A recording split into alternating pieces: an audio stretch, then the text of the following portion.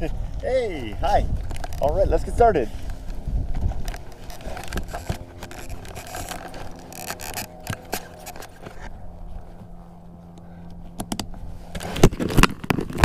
Howdy. Welcome to Bible study. This is a Freeway Bible. Excuse me. This is Freeway Bible study for today. Today's what, the 9th day? Maybe the 9th day of March 2018. And I'm on a little dirt road up here in the mountains. I'm headed someplace. Oh, my shoelace is coming undone. Let me fix that real quick. And I'm on my way up to see my mom, and taking a cut through the mountains to get there. So we'll go up here and then we'll resume on the kind of a main road. It's a mountain road. Here, let's go. Fire the old bike up. There we go. Off and running. Yeah, so welcome to Freeway Bible Study. So today we're on chapter 10. This is of chapter 10 of Genesis. This is an interesting chapter. Oh, by the way, my name is Kurt Bell. I'm a non-believer, yet I enjoy reading and studying the Bible, and I go through a chapter a day. Every day, Monday through Friday, I give myself the weekends off. And hey, I saw a little water down in that canyon. And I do this so that I can understand the stories in the Bible, and that I can speak with, something of an informed manner. Hey, look, there's a cross. Speaking of, see the white cross on the hill right up there? So I can speak with somewhat of an informed manner when I talk about the Bible with others, and so that I understand the context. Also, because the Bible and Christianity are such an important part of, and Judaism, of course, of Western society. So I like to be more informed. So in chapter 10. We have the story, or at least the framework of the story of the descendants of Noah. So the flood is done. Noah and his family have departed the ark. Well, they've done more than depart. They've set up house. In chapter 9, Noah, he's gone so far as he's laid up a vineyard, and he's a vintner now, and he's got his own. Maybe the first year of what would it be? How would you number the years back then?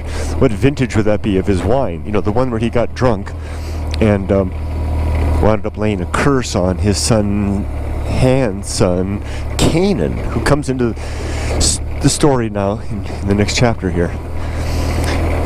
So we're far along, and now so things are established, and we're learning about the descendants of Noah's sons, who his immediate descendants. His sons are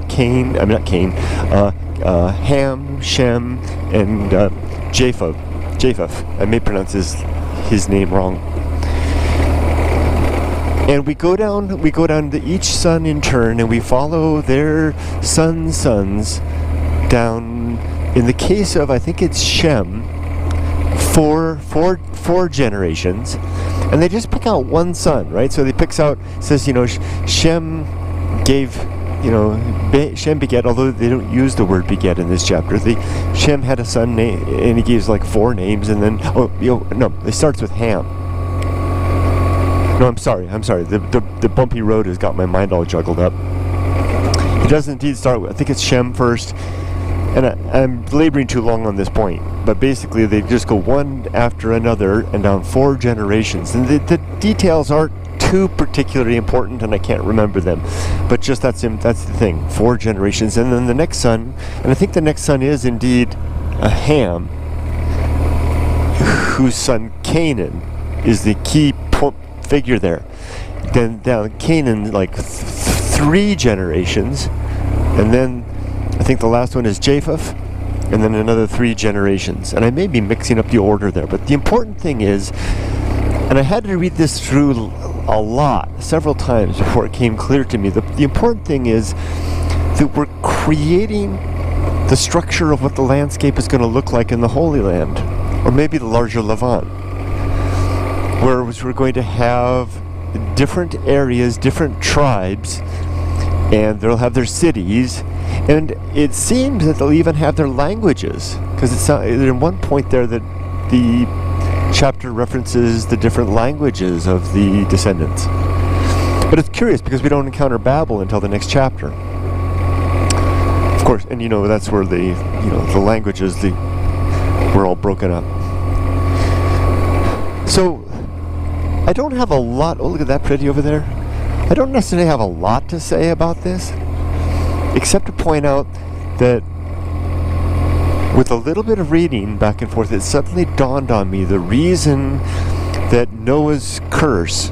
Remember in chapter 9, Noah curses his son Ham's son Canaan to be a servant of servants for all their generations. And it suddenly dawned on me why he did that.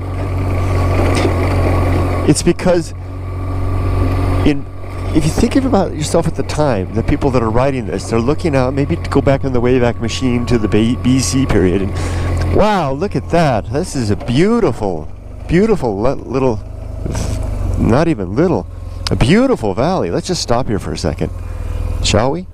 Let me pull over a little further.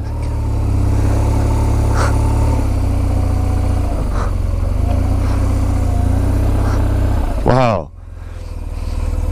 Go back to the Wayback Machine and imagine yourself in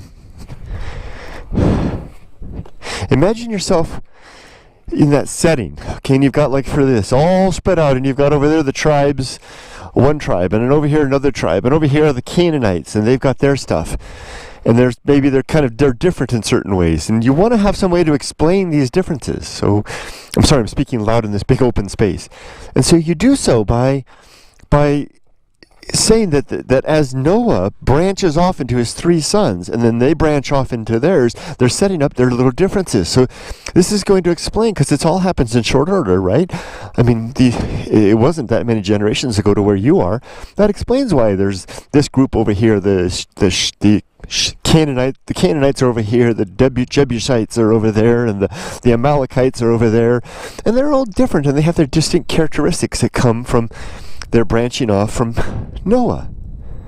What's of key importance here are the Canaanites over there, because they are, I think it says in the previous chapter, they're Gentiles, whatever the heck. I'm not sure exactly what a Gentile is, but they're Gentiles. And we know that they have this bad habit of worshiping a god called Baal, and actually a whole pantheon of gods related to Baal, who's a god of thunder. And we've enslaved them. I don't know if they've enslaved them, but they've certainly subjugated them. And we need some reason to justify that, because all of these people are our friends, and they're kind of our enemies a little bit, even though they're part of the same lineage of Noah.